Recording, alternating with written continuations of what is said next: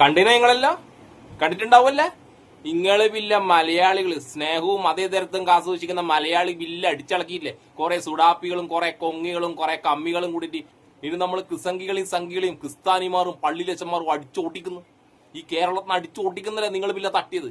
കണ്ടിനാട എന്ന് കേക്കും കൊണ്ട് നമ്മൾ സംഘികളും ക്രിസംഗികളും പള്ളിയിലേക്ക് പോവല്ലേ? ഇതേ പള്ളിന്ന് കുറെ അച്ഛന്മാർ നമ്മളെ മാരാർജി ഭവനിലേക്ക്, നമ്മളെ ക്രിസംഗികളെയും സംഘികളുടെ ആവാസ സ്ഥാനമായ മാരാർജി ഭവനിലേക്ക് വന്ന് കണ്ടിനാ ഭയങ്കര ഡയലോഗ് അല്ലേ നിങ്ങള്? വിവരമുള്ള ക്രിസ്ത്യാനികൾ ചിലപ്പോൾ നമ്മൾ ക്രിസംഗികളെയും സംഘികളെയും അടിച്ചോട്ടിക്കുമായിരിക്കും. പക്ഷെ മടിയിൽ കനമുള്ള കുറെ അച്ഛന്മാരുണ്ട് ഇപ്പൊ നമ്മളെ കൂടെ.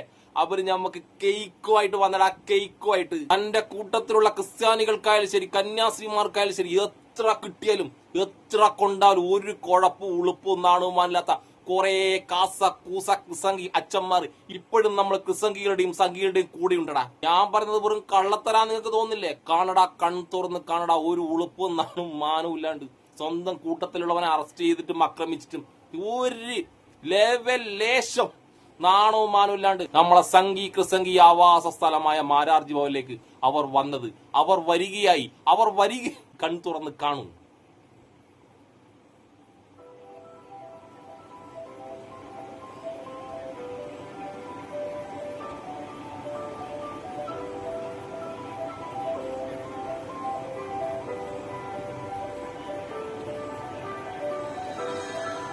ആ വായിൽ അങ്ങോട്ടും ഇങ്ങോട്ട് വായിൽ വെച്ച് കൊടുക്ക്. നിങ്ങൾ തന്നെ വായിൽ വെച്ച് തിന്നില്ല. ഇത് സർട്ടിഫിക്കറ്റ് കൊടുത്ത രാജീവ് ചന്ദ്രശേഖരന്റെ സർട്ടിഫിക്കറ്റ്. കേരളത്തിലെ ഏറ്റവും നല്ല വൃത്തികെട്ട നല്ല മനുഷ്യന് കെട്ടി കുഞ്ഞി കുമ്പിട്ട് താടി വെച്ച താടി, കറുത്ത താടി വെളുത്ത താടിയുള്ള ഇതേ തമ്മ വട്ടാവളി വള്ളിയിട്ടിട്ട് അതാണ് യൂദാസ്. കുഞ്ഞോ നല്ലോണം കുഞ്ഞോ കമ്ഞ്ഞോ നല്ല അടി കണ്ടാ. നിങ്ങളെ വിചാരം നമ്മളെ ക്രിസംഗികളെയും സംഘികളെയും പള്ളിയിലച്ചന്മാർ ഓട്ടിക്കുന്നല്ലേ? ക്രിസ്ത്യാനികളും ചില അച്ഛന്മാരും നമ്മളെ ഓട്ടിക്കുമായിരിക്കും. നമ്മളെ കൂടെ മടിയിൽ നല്ല കനമുള്ള ഒരുപാട് അച്ഛന്മാർ ഇനിയും ഉണ്ടാ. നമുക്ക് ഇനി കേക്ക് കൊണ്ടുതരും. നമ്മൾ അങ്ങോട്ട് പോയാൽ കേരൂലെന്നല്ലേ നിങ്ങൾ പറഞ്ഞേ? അവിടെ നമ്മൾ അവരെ ഇങ്ങോട്ടേക്ക് കൊണ്ടുവരും. നമ്മളെ മാരാർജി പോലേക്ക് കൊണ്ടുവരും. ഇനി ഇഷ്ടം പോലെ ചോക്ലേറ്റിന്റെ കേക്കെല്ലായിട്ട് വരും. നോക്കി നിങ്ങൾ. അതിന്റെ ഇടക്ക് തലയിൽ വിവരമുള്ള ഒരു അച്ഛനുണ്ട്, ഫാദർ അജി പുതിയ പറമ്പിൽ നിന്ന് പറ്റി. മൂപ്പർ വന്നിട്ട് നമ്മളെ സംഘികളെയും ക്രിസംഘികളെയും കുറിച്ച് എന്തെല്ലോ വേണ്ടാത്ത പറഞ്ഞു. സംഭവം നിങ്ങൾ പറഞ്ഞെല്ലാം കറക്റ്റാണ് അജി അച്ഛ. പക്ഷേ നമ്മളെ ക്രിസംഘികളെയും സംഘികളെയും ഇപ്പോഴും സ്നേഹിക്കുന്ന ഒരുപാട് ലോഹയിട്ട അച്ഛന്മാരുണ്ട്. നിങ്ങൾ മനസാക്ഷിയും വിവരം വെച്ചിട്ട് വിവരമില്ലാത്ത സ്വന്തം കൂടപ്പുറപ്പുകൾക്ക് എന്ത് പണ്ടര സംഭവിച്ചാലും ഒരു കുഴപ്പമില്ലാത്ത ഒരുപാട് അച്ഛന്മാർ നമ്മളെ കൂടെയുണ്ട്. അതുകൊണ്ട് ഫാദർ പറഞ്ഞിട്ടൊന്നും ഒരു കാര്യമില്ല. എന്തായാലും ഫാദർ എന്താ പറഞ്ഞെന്ന് കേട്ടോ നിങ്ങൾ. കാസ യഥാർത്ഥത്തിൽ ഇപ്പോൾ RSSന്റെ ഒരു ബി ടീമാണ്. എനിക്കൊന്ന് സംഘപരിവാർ സംഘടനകളുടെ ഒരു ഇതായിട്ട് വേണമെങ്കിൽ ചേർക്കാവുന്ന രീതിയിലാണ് അവരുടെ പെരുമാറ്റങ്ങൾ ദിവസം കാണുന്നത്. ഈ കഴിഞ്ഞ 9 ദിവസത്തെ അവരുടെ പ്രസ്താവനകളോ ഒന്ന് നോക്കിക്കേ. അവർ പറഞ്ഞ എന്താണ്? സിസ്റ്റർമാർ എന്തിനാ അവിടെ പോയി സേവനം ചെയ്യുന്നത്? സിസ്റ്റർമാർക്ക് ഇവിടെ എവിടെയെങ്കിലും സേവനം ചെയ്താൽ പോരെ? നിങ്ങൾ ശ്രദ്ധിക്കേണ്ടതല്ലായിരുന്നു? ആ സിസ്റ്റർമാർക്ക് അനുകൂലമായിട്ടല്ല അവർ നിലപാട് സ്വീകരിച്ചത്. അതൊക്കെ സോഷ്യൽ മീഡിയയിൽ നിന്ന് അവൈലബിൾ ആണ്. അപ്പോൾ അവർ ആരുടെ കൂടെയാണ് നിൽക്കുന്നത്? അവരുടെ പേര് തന്നെ ക്രിസ്ത്യൻസിന് വേണ്ടിയിട്ടാണ് ഞങ്ങൾ ഇവിടെ നിലകൊള്ളുന്നതെന്നാണ് പറയുന്നത്. ഈ സിസ്റ്റർമാർ രണ്ടുപേരും ക്രിസ്ത്യാനികളല്ലേ? അവരെ ആ സിസ്റ്റേഴ്സ് പീഡനം അനുഭവിക്കുമ്പോൾ അവരുടെ കൂടെ നിൽക്കുന്നതിന് പകരം അവരാരുടെ കൂടെയാണ് നിന്നത്? അവരെ അന്യായമായി തടങ്കലിലാക്കിയ ഭരണകൂടത്തിന്റെ കൂടെയാണ് അവർ നിന്നത്. ഈ ദിവസങ്ങളിൽ അവരുടെ പ്രസ്താവനകളൊക്കെ വളരെ കൃത്യമാണ്. ഇനി അവർ അതിനുവേണ്ടി ഉപയോഗിക്കുന്ന ടൂളുകൾ എന്തൊക്കെയാണ്? ടെക്നിക്സ് എന്തൊക്കെയാണ്? ടെക്നിക്സ് വിഭജന രാഷ്ട്രീയമാണ്. അവരെന്താ ഇവിടെ മുഴുവൻ പറയുന്നത്? അവർക്കൊരൊറ്റ രാഷ്ട്രീയമേ അത് മുസ്ലിം വിരുദ്ധതയാണ് അവരുടെ അജണ്ട എന്ന് പറയുന്നത്. അതിനുവേണ്ടി അവർ കുറേ കാര്യങ്ങൾ ഉപയോഗിക്കുന്നു. ഞങ്ങൾ പെൺകുട്ടികളെ മുഴുവൻ തട്ടിക്കൊണ്ടുപോകും, ആര് മുസ്ലിംസ്, അല്ലെങ്കിൽ അവർ നമ്മുടെ ലാൻഡ് മുഴുവൻ കൊണ്ടുപോകും, നമ്മുടെ ജോലി മുഴുവൻ കൊണ്ടുപോകും, അല്ലെങ്കിൽ നമുക്കൊരു ഭീഷണിയാകും, നാളെ നമുക്കിവിടെ നിൽക്കാൻ പറ്റില്ല എന്നൊക്കെയുള്ള രീതിയിൽ ഭയം ജനിപ്പിച്ച് ക്രൈസ്തവരുടെ ഉള്ളിൽ മുസ്ലിം വിദ്വേഷം വളർത്തുന്ന ഒരു സംഘടനയാണ് കാസ. സത്യം അച്ഛൻ പറഞ്ഞത് വളരെ കറക്റ്റാണ്. ഒരക്ഷര തെറ്റ് പോലും ഇല്ല. നമ്മൾ കാസ ക്രിസ്ത്യാനികളെ തന്നെ ഒറ്റുന്ന ടീമാണ്. ഇനിയും നമ്മൾ ഒറ്റും. നമുക്കൊരു എളുപ്പമില്ല. നമുക്ക് സംഘികളിരുന്ന പൈസ മതി. അതാണ് നമ്മളെ കെവിൻ പീറ്റർ പറഞ്ഞിട്ടുള്ളത്. ക്രിസ്ത്യാനികളെ ആയാലും ശരി, ഇനി ആരെ വേണം കൊറ്റും, സംഘികളെ വേണമെങ്കിൽ നമ്മൾ ഒറ്റും. സംഘികൾ അങ്ങനെ നമ്മണ്ടട്ടാ നമ്മളെ ക്രിസ്ത്യാനികൾ വേണമെങ്കിൽ സംഘികളി ഒറ്റും. എന്തിന് പെറ്റമ്മീനെയും കൂടപ്പുറപ്പുകളെയും വരെ ഒറ്റാൻ മടി യാതൊരു മടിയില്ലാത്ത കാസക്കൂസ ക്രിസ്ത്യാനികളാണ് നമ്മളെ കൂട്ടത്തിലുള്ളത്. പിന്നെ നമ്മളങ്ങ് മുസ്ലിം വിരോധം അങ്ങ് എറിഞ്ഞങ്ങ് വിടും. എറിഞ്ഞങ്ങ് വിടും. സംഖ്യക്ക് അതേ വേണ്ടു. വിവരവും വിദ്യാഭ്യാസവും ബോധവും ഇല്ലാത്ത പക്കാ ചാണക സംഖ്യക്ക് മുസ്ലിം വിരോധം പറഞ്ഞാൽ കോടിക്കണക്കിന് ഉറുപ്പ്യ എന്ന് നമ്മളെ കാസകൂസന്മാർ അക്കൗണ്ടിലേക്ക് വരുന്നു. വെറുതെയാണ് നമ്മളെ കൂട്ടത്തിലുള്ള കാസച്ചന്മാർ മുസ്ലിങ്ങളെ കുറ്റം പറയുന്നു. കോടികൾ വരുകയും ചെയ്യും, മടിയിലുള്ള കന അവിടെ തന്നെ ഉണ്ടാവും ചെയ്യും. അങ്ങനെ രണ്ടുണ്ട് കാര്യം അജിയച്ച. നിങ്ങൾ അകലം മനസ്സിലാക്കി നിങ്ങൾ നമ്മളെ കാസേന്റെ പരം ബാ.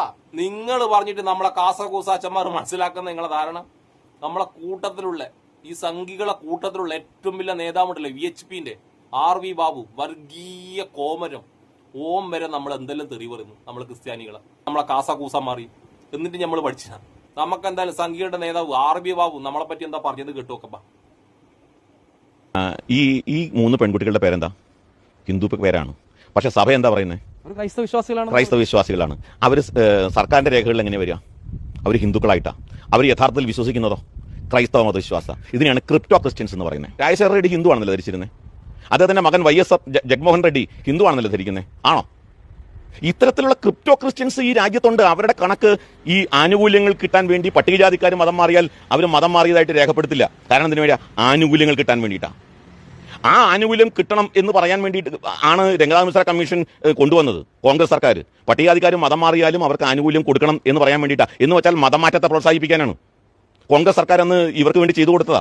അപ്പൊ ഇത്തരത്തിൽ മതം മാറിയാലും ആനുകൂല്യം നഷ്ടപ്പെടും എന്ന ഭയത്താൽ ഒഫീഷ്യലി മതം മാറാതെ നിൽക്കുന്ന ഒരുപാട് ആളുകൾ ക്രൈസ്തവ സഭയ്ക്കകത്തുണ്ട്. അവരാ കണക്ക് പറയില്ല. ആ കണക്ക് കൂട്ടാതെയാണ് ഈ 2.54% എന്ന് കള്ളം പറഞ്ഞുകൊണ്ടിരിക്കുന്നത്. ക്രൈസ്തവ സഭ പറയുന്നത് കള്ളക്കണക്കാണ്, യാതൊരു സംശയമില്ല കാര്യത്തിൽ. നമ്മൾ ക്രൈസ്തവരെ വെറും പച്ചക്കള്ളം പറയുന്ന ആൾക്കാരായിട്ട് RV ബാബു പറയുന്നതാണെങ്കിൽ ലോകത്തെ ഏറ്റവും വലിയ പച്ചക്കള്ളാണ്. പക്ഷെ നമ്മളെ ക്രിസ്ത്യാനികളെ കള്ളം മാറാന്ന് പറഞ്ഞിട്ട് വരെ നമ്മൾ RV ബാബുവിന്റെ കൂടെയാണ്. നമുക്കതൊന്നൊരു വിഷയമില്ല. നമ്മളെ ക്രൈസ്തവറ, നമ്മളെ സഹോദരന്മാര, നമ്മളെ സഹോദരികളെ ഇനി എത്ര വേണമെങ്കിലും ബജ്രംഗദളും ജ്യോതിശർമ്മയും കൂടി എന്ത് വേണമെങ്കിലും ചെയ്തോട്ട്. നമ്മൾ ക്രിസംഗികൾക്കും ക്രിസംഗി അച്ചന്മാർക്ക് യാതൊരു കുഴപ്പമില്ല. നമ്മൾ RV ബാബുവിനെ കെട്ടിപ്പിടിച്ച് കിടക്കും. എന്തേ ഒരു കുഴപ്പവും നമുക്കില്ല.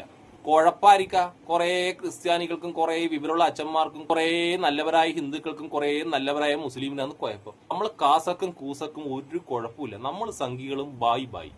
ഇനി എത്ര കിട്ടിയാലും, ഇനി എത്ര ക്രിസ്ത്യാനികൾക്ക് കിട്ടിയാലും നമുക്ക് കിട്ടാൻ പാടില്ല എന്നുള്ളൂ. നമ്മളെ നേതാവായ കെവിൻ പീറ്റർക്കും നമ്മളെ കാസകൂസകൾക്കും ഒന്നും കിട്ടാൻ പാടില്ല. ബാക്കി ക്രിസ്ത്യാനിക്ക് കിട്ടോട്ട് നല്ല എരിമാടിന് കിട്ടിക്കോട്ട് ഒരു കുഴപ്പമില്ല. കാരണം എത്രയെത്ര സ്ഥലത്ത് നമ്മൾ ക്രിസ്ത്യാനിക്ക് കിട്ടുന്നു, എത്രയെത്ര കേസുകൾ വരുന്നു. ഏറ്റവും അവസാനം മണിപ്പൂർന്ന് വരെ കിട്ടി. ഇനി നമ്മൾ പഠിച്ച പിന്നെ ഈ കന്യാസ്ത്രീമാർക്ക് കിട്ടിയപ്പോൾ ലേശം നമ്മൾക്ക് ചൊറിച്ചിൽ വന്നേ എന്താ വെച്ചാൽ അത് കേരള സമൂഹം മൊത്തത്തിലങ്ങ് ഏറ്റെടുത്തു.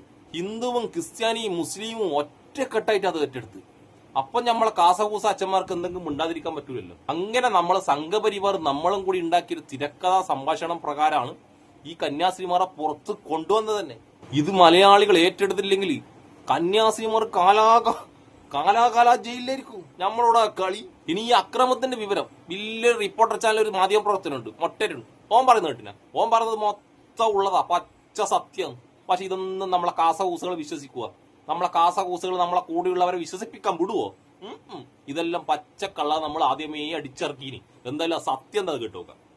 10 വർഷം കൊണ്ട് 4316 അതിക്രമങ്ങളാണ് ക്രൈസ്തവ സമൂഹത്തിന് നേരെയുണ്ടായത്. ചെറുതാണോ? 4316 അതിക്രമങ്ങൾ. 2014 127 അതിക്രമങ്ങളായിരുന്നുവെങ്കിൽ 2024 മോദി സർക്കാർ 10 വർഷം തികയ്ക്കുമ്പോൾ 824 അതിക്രമങ്ങൾ ഒരു വർഷം എന്ന നിലയിലേക്ക് അത് വളർന്നിരിക്കുന്നു. ക്രിസ്ത്യൻ സമുദായ വിഭാഗങ്ങളിൽ 647 പള്ളികൾ മണിപ്പൂരിൽ മാത്രം തകർക്കപ്പെട്ടിരിക്കുന്നു. ദീപിക പത്രം വളരെ തകർത്തോട്ട്, മണിപ്പൂർ തകർത്തോട്ട്, ഉത്തർപ്രദേശ് തകർത്തോട്ട്, ഗുജറാത്ത് തകർത്തോട്ട്, കേരളത്തിൽ തകർത്തോട്ട്, എവിടെ വേണമെങ്കിൽ തകർത്തോട്ട്. നമ്മളെ കാസകൂസന്മാർക്ക് കുറെ പൈസ ആയിട്ടാകുമ്പോൾ നമ്മൾ സ്വിറ്റ്സർലൻഡിലേക്ക് പോകും. നമ്മൾ ഇന്ത്യയിൽ നിൽക്കുന്നില്ല. എന്തേ? പിന്നെയും ഡിങ്ക നിങ്ങളെന്താക്കുക? നമ്മ കാസകൂസന്മാർ കിട്ടിയ പൈസ ഇട്ടിട്ട് ഒറ്റ മുങ്ങൽ മുങ്ങും. ഇവിടുത്തെ പാവപ്പെട്ട ക്രിസ്ത്യാനികളും നല്ലവരായ അച്ഛന്മാരും പെടും. നമ്മളെ കാസയിൽ അച്ഛന്മാർ ഒരൊറ്റ പെടില്ല. ഷുന്നായിട്ട് നമ്മൾ സ്വന്തമായിട്ട് ഫ്ലൈറ്റ് വരെ ഉണ്ടാക്കും. എന്നിട്ട് ഒരൊറ്റ മുങ്ങല. അതുകൊണ്ട് നമ്മളെ സംഘികളെയും ക്രിസംഘികളെയും തമ്മിൽ അടുപ്പിക്കാൻ ആരും നോക്കണ്ട. നമ്മളെ പള്ളിയിൽ കേക്കും കൊണ്ട് പോകാൻ വിടൂലെങ്കിൽ നമ്മളെ മാരാർജി ഭവനിലേക്ക് കേക്കും കൊണ്ട് വരാൻ വേണ്ടിട്ട് നമ്മളെ കാസകൂസ അച്ഛന്മാരുണ്ട് കേട്ടാ.